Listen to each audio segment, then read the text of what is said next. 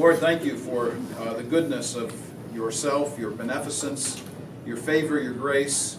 Help us, Lord, to be merciful as you have given us your mercy. Thank you for the book of Deuteronomy, for what it teaches us, for our penchant toward idolatry. Help us to learn, not just in a cognitive brain way today, but in a behavioral way that affects the internal nature of our person. May that be true of all of us. Amen. Well, for a very long time, I have been teaching my teenagers in school, whatever school that I'm teaching in, where I have teenage folks. I talk to them about their brains. And what they really don't like to hear me say is that their 18-year-old brain is much closer to a 5-year-old brain than a 25-year-old brain. Now, we know this because of neural research and educational research, and we understand that the frontal lobe of the human person is still developing up until the age of 25 and past. But nonetheless, it's still developing. So the reasons why, and this is a very important point now, the reasons why teenagers do stupid things is because the frontal lobe hasn't fully developed yet. They don't make good decisions. So the whole point about the frontal lobe in the brain is that that's where you make decisions. That's where right and wrong is decided. That's where all kinds of issues concerning what should I and shouldn't I do. So all dumb moves come immediately out of not listening to the frontal lobe. And by the way, that goes for all of us, but especially teenagers because theirs isn't developed yet. But guess what? We find in a little statement in the book of Deuteronomy the reason why teenagers don't know anything yet. And the reason is because of Deuteronomy 139. It tells us in this particular passage that young people do not know the difference between right and wrong. Well, how do I know that? Within the context of Deuteronomy, right before this verse in 139, fascinating statement. Remember that it says, all of those of you who were 20 years of age and younger get to go into the promised land, but all those older than that are going to be taken out in the desert.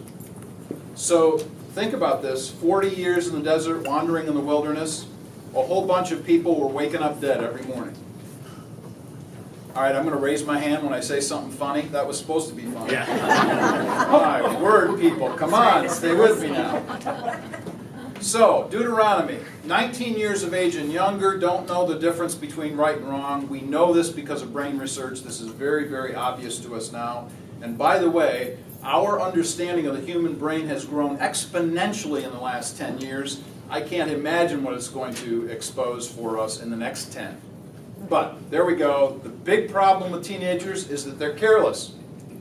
But don't think we get off so easily. Because in the same context in Deuteronomy chapter 1, what do we find out? Deuteronomy 1:32, speaking now to the elders, to the people, to the adults, the parents, God says, in spite of this word, all of these communications I've given to you, all the laws, all of the dictates, all of the directions, he says, you did not believe. That's what the English Standard Version says. Now the Hebrew translation of that is even more direct. In fact, it's a present participle and it says basically, you continue to not believe. So our problem as adults, our problem as parents is that not that, we're one and done, we passed that age, we're past being teenagers now, it's all good. Forget that. The problem is we become callous. And we know this from brain research too. Guess what? Brain cells can grow. Even, wait for it, when you're old. And you know how? You keep learning. And guess what the Hebrew participle teaches us? It's a continual process of learning. Amazing. God, thousands of years ago, told us what brain research has just discovered. I don't get excited about this at all. So the problem is, we stop learning, we stop thinking, we know it all, we refuse to grow. And this is really problematic for all adults. And guess what? When you think you know it all, when you think you've arrived, When you think, you know what, I've come to a place where I've done this and that, and I'm here, baby, and I'm good. No, you're not. So the issue is keep growing, keep learning, keep discovering, keep reading, keep moving. My mom keeps telling me, keep moving. At 82, this is what she says. This is what keeps me going. I keep moving. The problem with adult brains is calcification. That is, we think we've arrived, and we haven't. And we need to keep growing. So that's the issue, just coming right into the book of Deuteronomy, the essential nature of this. So I don't know if I've really pounded this home enough yet. I'm going to pound it all the way through these 40-plus minutes that we had together.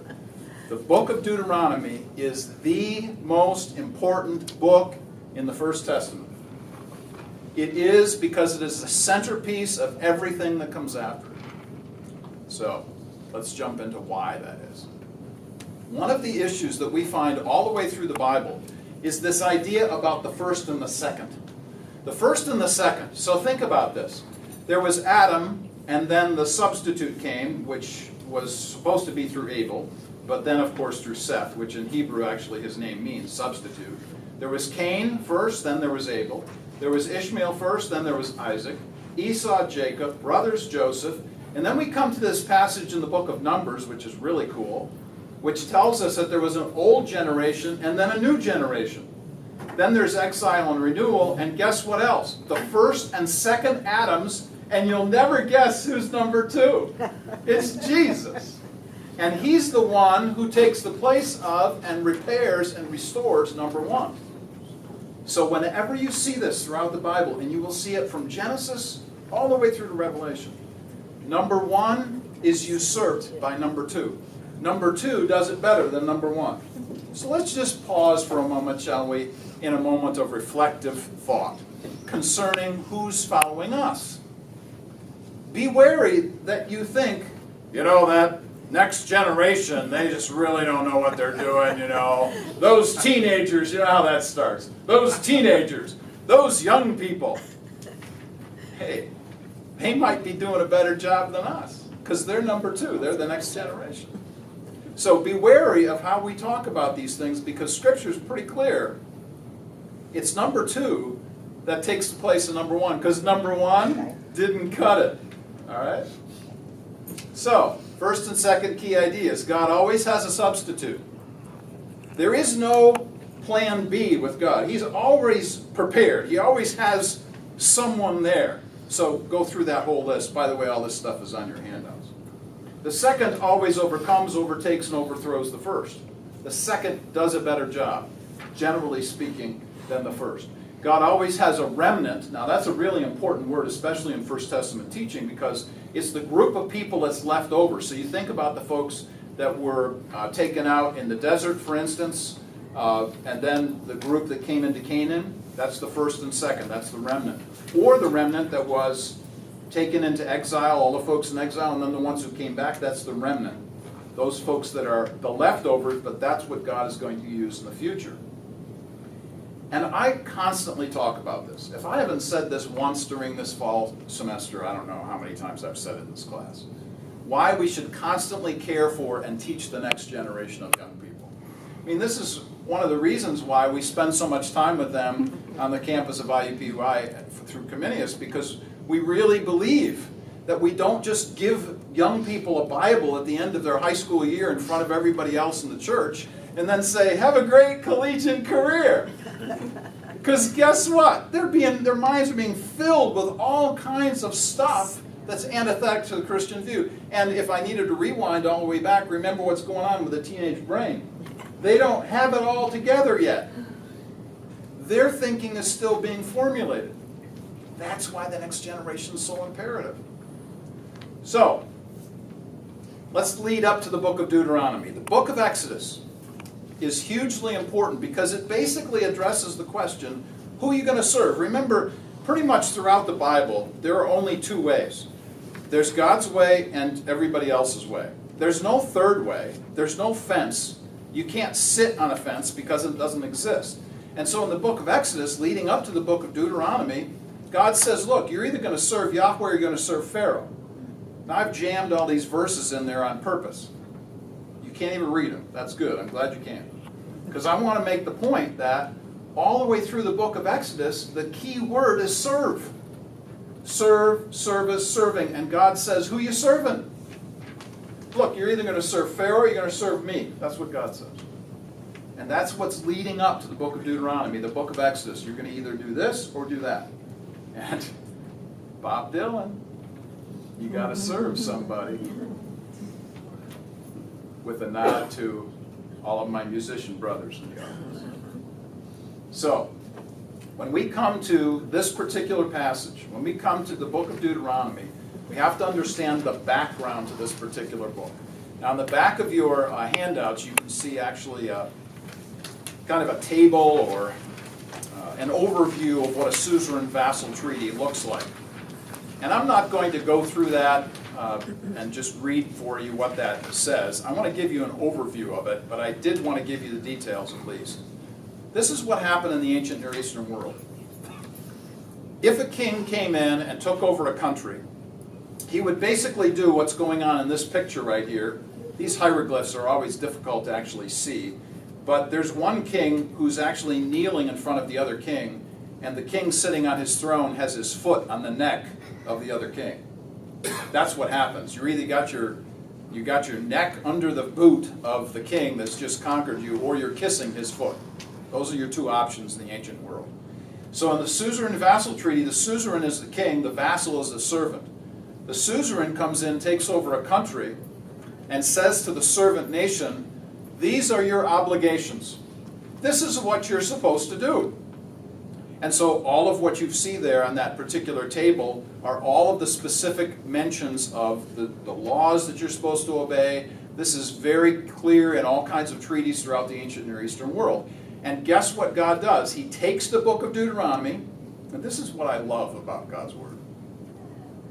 He takes the book of Deuteronomy, and he mirrors what is already going on in the culture so that the people know immediately, oh, you're the suzerain, we're the vassal. Oh yeah, we get that.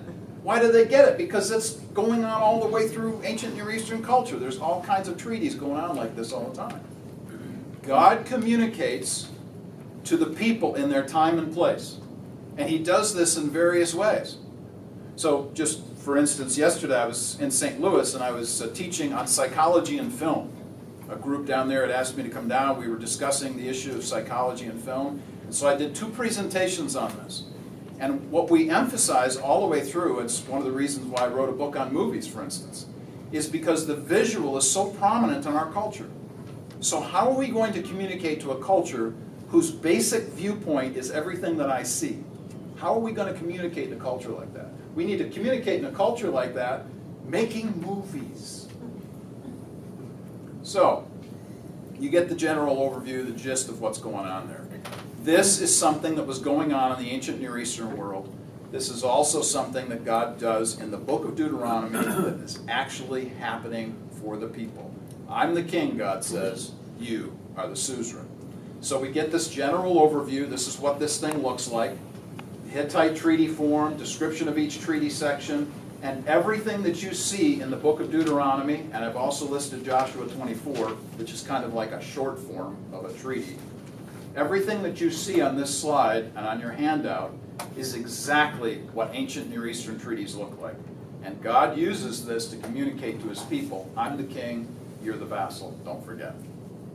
That's the structure of Deuteronomy. We've talked in the past in this class about how important the structure of books is. This is the structure of the book of Deuteronomy. So, sorry you can't see this very well. This is just a clenched fist raised to heaven. But the book of Numbers leads us into this discussion as well. So we mentioned the book of Exodus. We need to mention the book of Numbers. Because the book of Numbers takes this 2-in-1 bit again. This 2-in-1 emphasis, 2 generations and 1 lineage. I wanted to emphasize the point that we are bringing forward here concerning rebellion. Because all the way through now, after the book of Deuteronomy, we are going to see one of 2 things that are going to happen with God's people. Either they obey or they disobey. Gee, that's just really strange, isn't it? That you only have 2 options. What did we talk about? You only have 2 options in this life. It's either God's way or everybody else's way. We see this in the book of Numbers. We're leading into Deuteronomy. And notice what I've suggested here in these verses from the book of Deuteronomy. Israel began to whore with. You remember last week or the week before we talked about how God uses the issue of adultery and prostitution as a key metaphor? So Israel yoked itself with other nations, other ways of life. Book of Numbers. And here's what I want to make sure that we understand about application here. We adopt a cultural mindset. If we do this, we will commit spiritual adultery, forming idols in our thinking. This is what we do on a regular basis. We are really good idol makers. That's what our brains do. We make idols. We'll talk about how that happens. But this is what we do. We accede to the culture. We say, wow, this is what the culture's teaching. I guess this must be true. And then we just suck up to the culture and say, this is the way we're going to go instead of God's way. It starts in the book of Numbers. Guess who's talked about stuff like this? This is a PCA church. We like guys like Jonathan Edwards because his statements are really kind of aligned with how we think about life and things and Scripture and so on. And this is right out of 2 Corinthians chapter 6, but notice the affinity it has with the book of Numbers. You are restricted in your affections. Think about the prostitution issue. Do not be unequally yoked. Gee, I wonder where Paul might have gotten that concept from. Oh, I don't know. Could it be the book of Numbers? How about that? So if you want to do any reading on this, I highly recommend that you grab a copy, and you can find this online everywhere. Jonathan Edwards' Religious Affections. A great read, very important stuff. 1700s, but we can handle it. And then Tim Keller's book on counterfeit gods, where he does a masterful job of explaining issues of idolatry. So, our affections, what comes from within us. So let me just pause here to make a comment about affections. What we forget, oftentimes, and I see this all the time in education, is that we're trying to train the brain by having all kinds of testing and so on.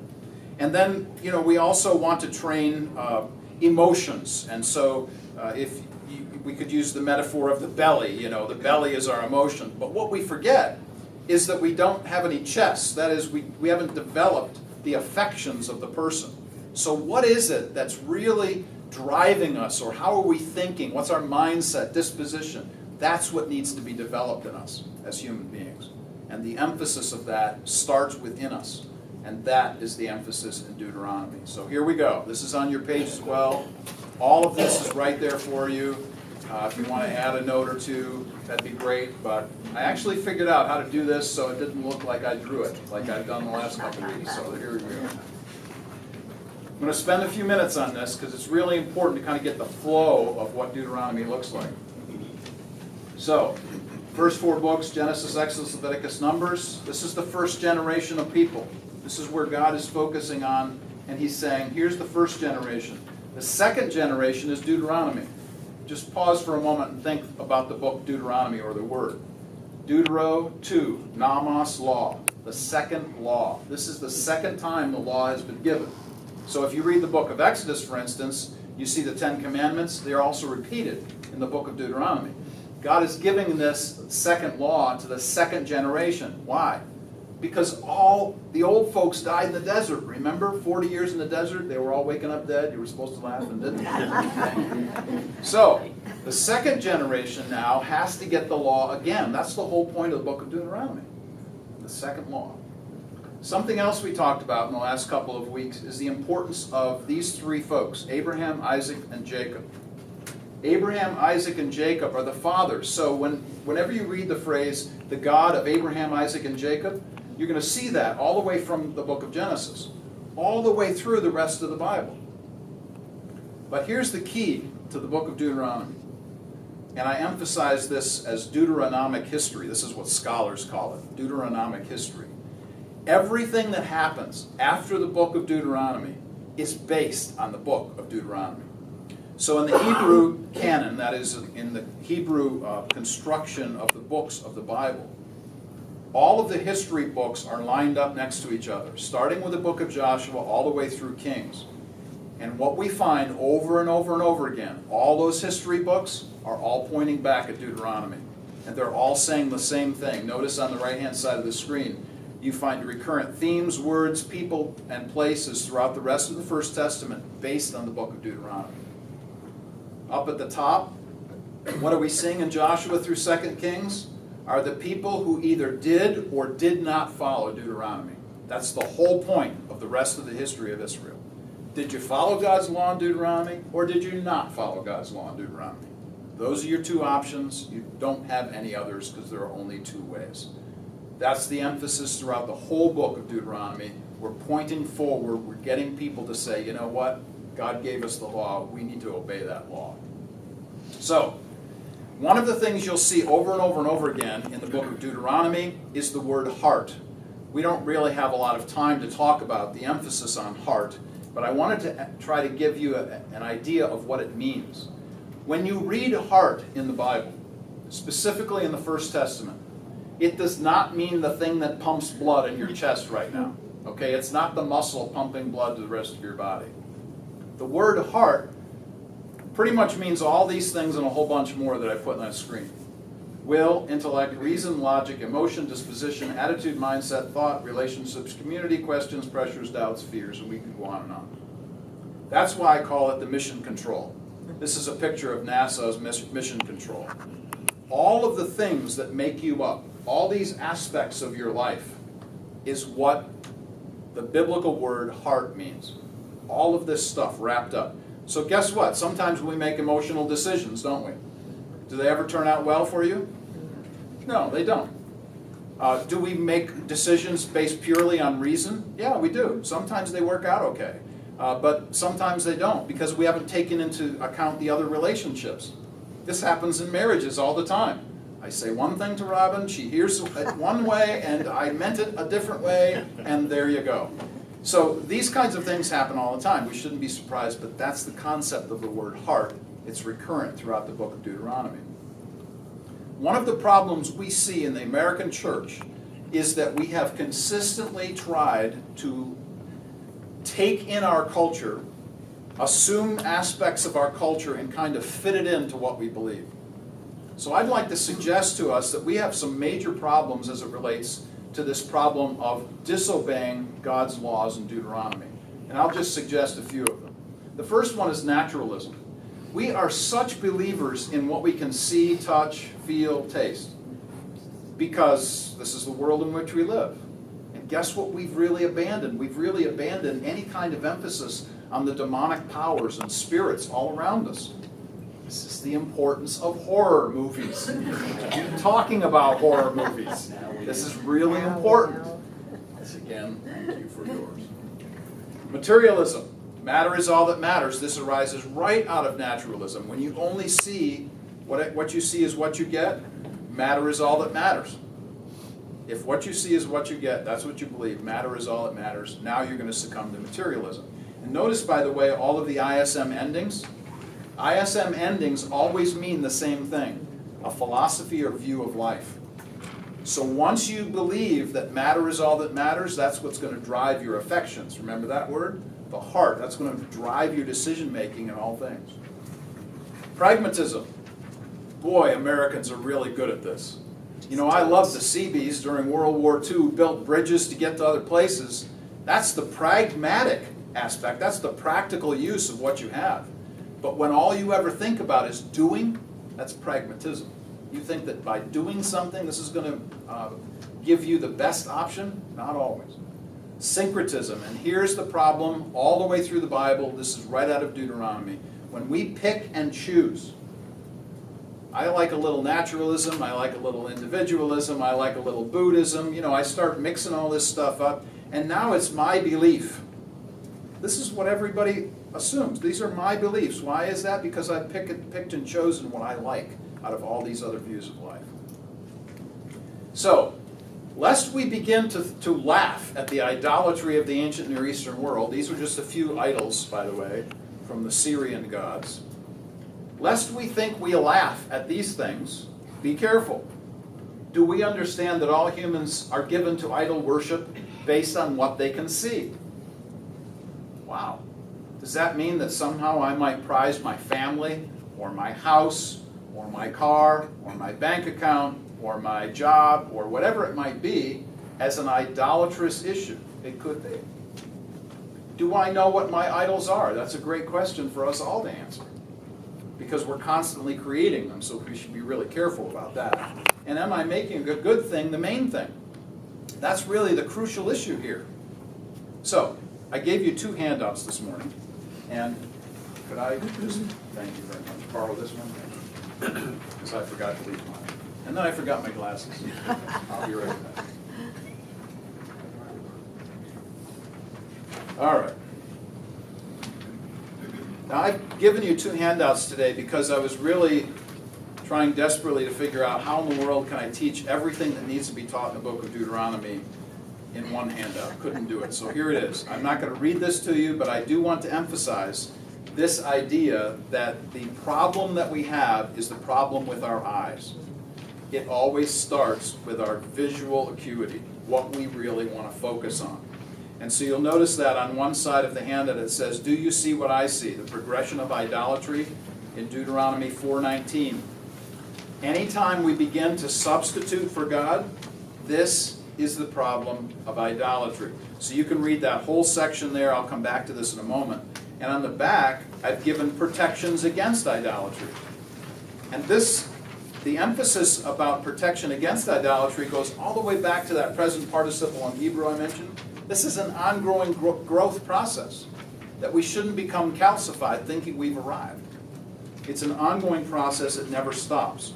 So let's kind of unpack the eye issue, because that's really crucial in the book of Deuteronomy, much less the rest of the Bible. So, again, these things are right off the handout. I just wanted to make sure to hit them hard here. Our eyes belie our intention, and you'll notice that I emphasize that word by underlining it all the way through that bottom section on the first handout I gave you. The intention that we have, everything is intentional in this life. Our focus, our absorbed concentration, our rapt attention toward the appetite of our desire, and it could be anything. We now set our sights upon, designate, and mark out our territory. This is what the Hebrew is talking about when it says, be wary of idolatry. We are marking out our territory. Once the act of our will has been determined, once we decide for sin, the act of coveting begins. It is then that we lust a lust or feel a gluttonous craving. And there are these kinds of phrases all the way through the Bible. So coveting with our eyes, it begins here with our eyes, is the huge important point to make sure that we remember. And the eyes, if you read the book of Deuteronomy, constantly being referenced over and over and over again. The things that we see. Now, let's go back to Deuteronomy and the whole flow of the history that comes out of Deuteronomy. And again, I've listed a whole bunch of verses here. I threw them up here for a reason. All the way through the book of Kings, 1st and 2nd, all the way through the book of Kings, this is the phrase that's repeated all the time through the book of Kings. He did what was evil in the sight of the Lord, the eyes of God. What does God see and what do we see? 2 major differences here. What was emphasized in Deuteronomy about the eyes continues all the way through Kings, and all the kings were evaluated on this basis, on the basis of what they saw versus what God saw. Now, here's where this all starts. In the book of Genesis, I'm sure you're just shocked, because Genesis is where it all begins. In Genesis 2:9, it says that the trees were made good for food, but also pleasing to the eye. Remember what we talked about concerning idolatry? When you make the one thing the main thing, if you take this thing that you're looking at and now it becomes your God. Whatever that thing might be, that idol that you've now created, now usurps the place of God. So the trees, good for food, pleasing to the eye, no problem. Because we have the right intention. This was God's intention. We should appreciate the autumn colors, for instance. It's a marvel. Genesis 3:6. Guess what it says there? Same exact phrase. And she saw, and it was pleasing to the eye, and she took and ate. Same phrase. Fascinating, isn't it? That in one case, it could be we're focused on what God has made and we're appreciating its beauty, and in the other case, now we've made this our idol. So I've written here, pleasure, beauty, desire, delight, luxuries, what is precious, delicacies, and things in general. Notice that. Things in general are not the problem. To appreciate beauty, what God has done in this life, marvelous, good. Pick a subject, doesn't matter. The longing, the unquenchable thirst that we develop for matter, materialism, for matter, whatever it is born of an internal decision which leads to our intention. This is where the heart comes into play. All of what we've decided that we want to follow and pursue. This is what Deuteronomy is talking about, and it all starts in the book of Genesis. So, let's see if we can kind of solidify this in a nice, orderly fashion like we Westerners like to do. A nice 1, 2, 3, 4, 5 list, and I've put it all on your pages so you don't even have to write a word, and here they are. This is what our idols become. Our idols become the source by which we receive our knowledge and where we get our information. Let's just pause there for a moment. I might have mentioned this a time or two in the last few years as I've taught. How about what kind of media do we consume? Are we bowing toward the totem of NPR, toward the totem of Fox News, toward the totem of CNN, pick a media outlet, I don't care. And this could apply in any place. Where are we getting our information? What's the source of our information? Do we think that somehow, because somebody's got a whole bunch of letters after their name, that this means that they're right? No. This is why I would always tell my students, don't believe anything I tell you. Acts 17:11, be Bereans. Check out these things. A source of information. Number 2, the standard by which we judge or interpret. The lens through which we look at life. So let's take political parties. If we believe that somehow my view of the world is the right view simply because these people that I agree with are in power or not in power, they want power, or they're rebelling against the power, or whatever it is, our standard by which we're judging or interpreting, oh my word. I find this to be true everywhere. I find it to be true with my conservative friends and my liberal friends. Fringe groups, I'm talking about folks who continually want to only abide by what the culture is teaching them, not by what Scripture is teaching. So just as a point of reference, and just so you know where I'm coming from, I am a conservator. I am a believer in preserving the great ideas and ideals of life. I believe in what's next, looking forward to the future. But if we don't remember what the great ideals and ideas of this country or this world that God has made is, then we are going to miss out and we are going to mess up the future. So the standard by which we interpret, my aspect of this is that we take the great ideas that God has established in His world and we apply them to life. Number 3, self, by which we decide for ourselves that will be our interest and our place in life. If we become the centerpiece of all decision making, this is the problem with Deuteronomy. God knew that His people were going to mess up. One of my favorite little phrases comes out of Deuteronomy 32, where Moses is basically writing this long poem, which is a song. And in the song, he's telling the Israelites, the second generation, I know you're going to mess up. I know you're going to sin. But don't forget, their rock is not like our rock. I love that line. Their rock is not like our rock. There's a difference in how we think about this, and their rock is always based on self. We need to not decide for ourselves, but go back to Scripture and make sure that that's our estimate for all things. Significance. Idols become our significance by which we estimate our worth, value, and dignity. Let's just take myself again, make myself the bad example here. If I take as an academician the degrees and the courses and the teaching and the books, and I think that that's all things to all men, oh my word, have I misstepped. I've just fallen off the edge. My significance does not come from my learning or degrees or anything. Pick whatever it is that you're invested in. Whatever it is you're invested in. Could be your family, could be your finances, could be anything. Do you find your significance there? I think about my daughter Chelsea, for instance. She's a mom. She has 2 little ones and 1 on the way. And she emphasizes this as she's teaching in her church, that her significance is not primarily as a mother.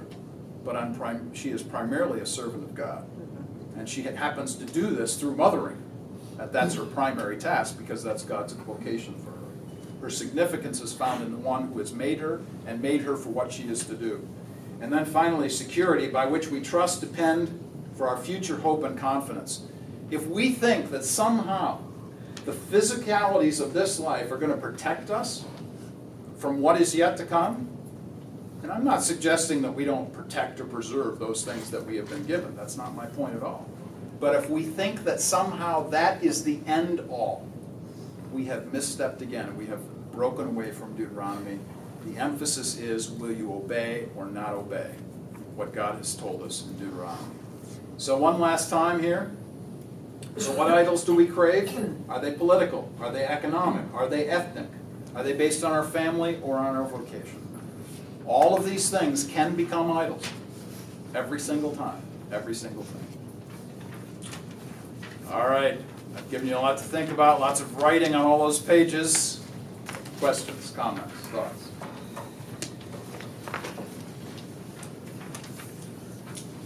Yes, sir. I just have a single comment because I just finished reading The Holiness of God by R.C. Sproul. He goes into detail in one chapter about the difference between pleasure and sin and how there can be an overlap as far as pleasure goes. Pleasure can be a holy pursuit. There are things to take pleasure in, but there's that gray area where you can take pleasure into the sinful realm based on what you're finding pleasure in. And now pleasure is temporary, but sin not so much. I mean, that once it makes that mark, it makes that mark. Yeah.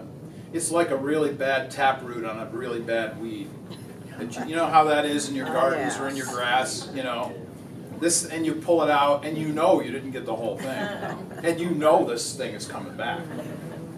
And that's just so aggravating. But that's exactly what sin does, by the way. It's a very interesting metaphor in James 1:15 and 16, where it talks about sin actually becoming birthing. It's a birthing metaphor.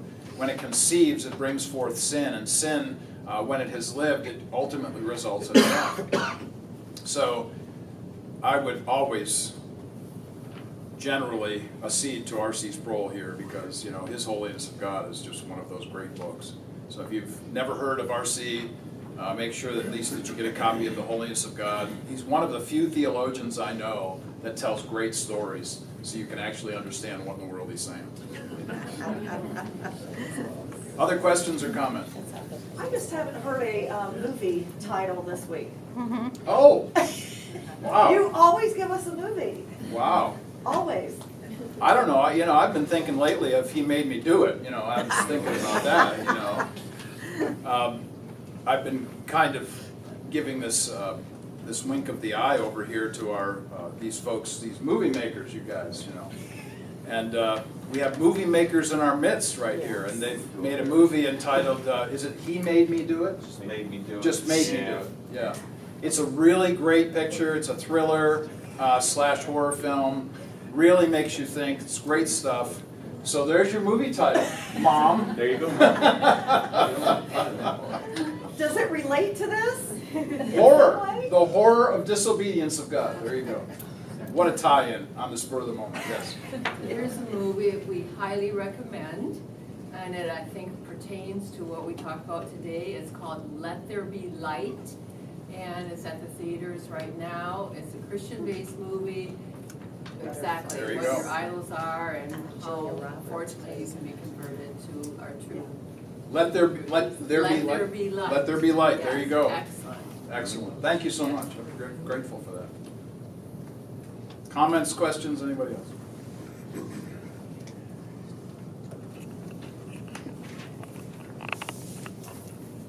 All right, great. When we come back next week, right before Thanksgiving break, we will talk about the Psalms. And that'll be one of those wonderful things. We'll talk about a lot of positive stuff. How's that? Until then.